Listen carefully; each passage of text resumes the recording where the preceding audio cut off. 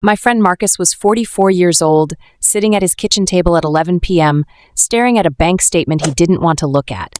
He had a good job, $110,000 a year, a house in the suburbs, 2 kids in middle school, a car he was proud of, and somehow, he had $8,200 in savings.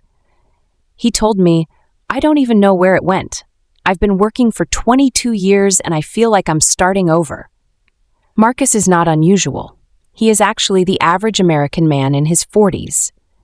And what happened to him has a name. Financial experts call it the 40s squeeze, and almost nobody warns you about it before it hits. I'm going to walk you through exactly what it is, why your 40s are statistically the most financially exposed decade of your life, and what the people who actually come out ahead are doing differently. Because this isn't just a savings problem, this is a timing problem. And timing in finance is everything. Let's start with something most people get completely wrong. They think their 40s are supposed to be the reward years. You worked your 20s, you grinded your 30s. Now in your 40s, life gets easier, income goes up, things stabilize, and income does go up. The Bureau of Labor Statistics shows that median earnings peak between ages 45 and 54. But here's what they don't tell you. Expenses peak at exactly the same time. And not just regular expenses. The biggest, most unavoidable expenses of your entire life all arrive in the same decade. Think about this. Your kids, if you had them in your late 20s or early 30s, are now teenagers. Teenagers eat more, need more, cost more. And then college shows up. The average annual cost of a 4-year university in the United States is now $36,000 per year. 2 kids, 4 years each. That's potentially $288,000 coming out of one household during the exact same years you're supposed to be saving for retirement. Most parents haven't saved nearly enough. Fidelity's research shows the average American family with a college-bound child has saved less than $27,000 in a 529 account. That's not a down payment. That's a gap. And while the college bills are arriving, something else is happening to your body, your health. Healthcare costs for people in their 40s increase by an average of 22% compared to their 30s. Back problems, knee issues, cholesterol medication, preventive screenings. The American Journal of Public Health found that a single unexpected medical event, nothing catastrophic, just an emergency room visit or minor surgery, pushes 7 million Americans into financial hardship every single year. And the majority of those people are between 40 and 55. But here's what really caught my attention when I started digging into this. It's not just the expenses. It's the invisible financial erosion happening underneath. Here's what I mean. In your 40s, you are likely carrying debt from your 30s.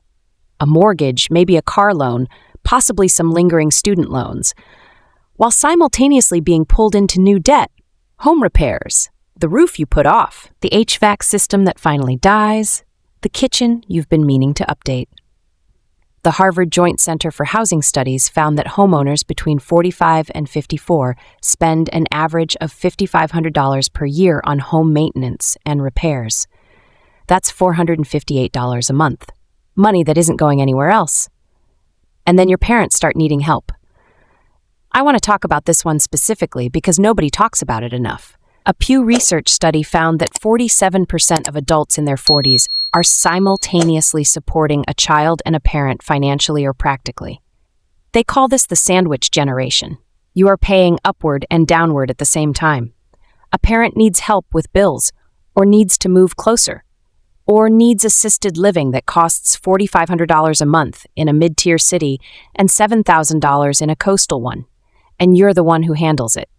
Because you're the responsible one, you're the one who figured it out. Except your retirement account took the hit. I spoke with a financial planner who has worked with clients in their 40s for over 15 years. She told me something I won't forget.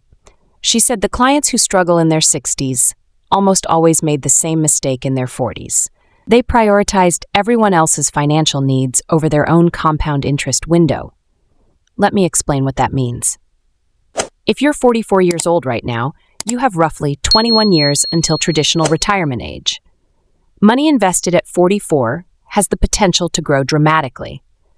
$25,000 invested today, assuming a 7% average annual return, becomes approximately $102,000 by the time you're 65. But if you pull that money out or stop contributing to cover a college tuition bill, a parent's medical expense, or a home repair emergency, you don't just lose $25,000, you lose $102,000. That's the real cost. And most people never calculate it. Now, I want to be honest with you because I think a lot of financial content on this topic sounds like it's shaming people. This is not about shame. Marcus, the man I told you about at the beginning, he wasn't irresponsible. He wasn't buying luxury watches or taking vacations he couldn't afford. He was doing what good fathers and good sons and good husbands do.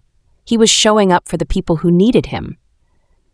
The problem wasn't his character. The problem was that nobody gave him a financial framework for his 40s. Nobody told him that this decade requires a completely different money strategy than any other decade of your life. Here's what that strategy actually looks like. First, before anything else, automate your retirement contributions and treat them like a utility bill, not a savings goal, a bill. If your employer offers a 401k match and you're not taking the full match, you are leaving guaranteed free money on the table. That match is an instant 50 to 100% return.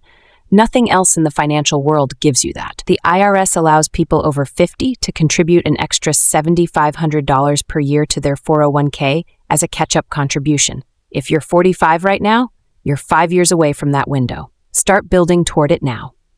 Second, you need a dedicated emergency fund that is specifically sized for your 40s reality, not the standard 3-month fund everyone recommends. In your 40s, with aging parents, teenagers, older appliances, and higher health risk, you need 6 to 9 months of expenses. Liquid, untouched.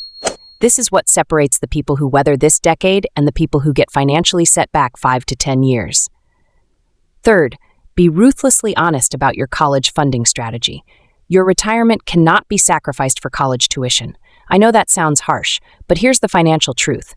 Your kids can borrow for college. They can work, they can take scholarships, they have options. You cannot borrow for retirement. There is no loan for that. A partially funded college education does not destroy a young person's future. A parent who retires with nothing creates 2 struggling households instead of 1. The most loving financial decision you can make for your children in your 40s is to secure your own retirement first. Fourth, get serious about protection. Life insurance, disability insurance, a will, a power of attorney. In your 40s, you are the financial center of gravity for multiple people. If you get sick, hurt, or die without proper coverage and documentation, the financial destruction spreads to everyone depending on you. This is not morbid. This is responsible. The average person spends more time researching a new phone than reviewing their life insurance policy. 1 in 4 people will experience a disability lasting longer than 3 months before they reach retirement age. Yet 67% of workers have no long-term disability coverage beyond what their employer minimally provides. Now let me tell you what happened to Marcus. 2 years after that night at the kitchen table, he made some changes. He didn't make huge changes. He couldn't afford to. He increased his 401k contribution by 3%. He opened a high-yield savings account and moved $300 per month into it automatically. He sat down with his parents, honestly, and had a conversation about their finances that was uncomfortable but necessary. He stopped co-signing things. He told his kids, kindly, lovingly, that the college fund has limits, and they started looking at state schools and merit scholarships together. He didn't transform his finances overnight. But by 47, he had $41,000 in his emergency fund and was maxing out his 401k for the first time in his life. Small, consistent, intentional decisions. That's the entire game. Your 40s feel like the most financially impossible decade because they are genuinely the most financially complex decade. You are dealing with more competing demands than at any other time in your life. But complexity is not the enemy. Ignorance of the complexity is. The people who come out of their 40s financially strong aren't necessarily the ones who earned more. They're the ones who understood the battlefield before they walked onto it. And now you do. If this gave you something real to think about, share it with someone in their 30s who still has time to prepare, or someone in their 40s who needs to hear it right now. Because the financial decisions you make this decade will echo for the next 30 years. Choose them carefully. If this gave you value, hit subscribe. Because this is just the beginning of what they don't teach you about money.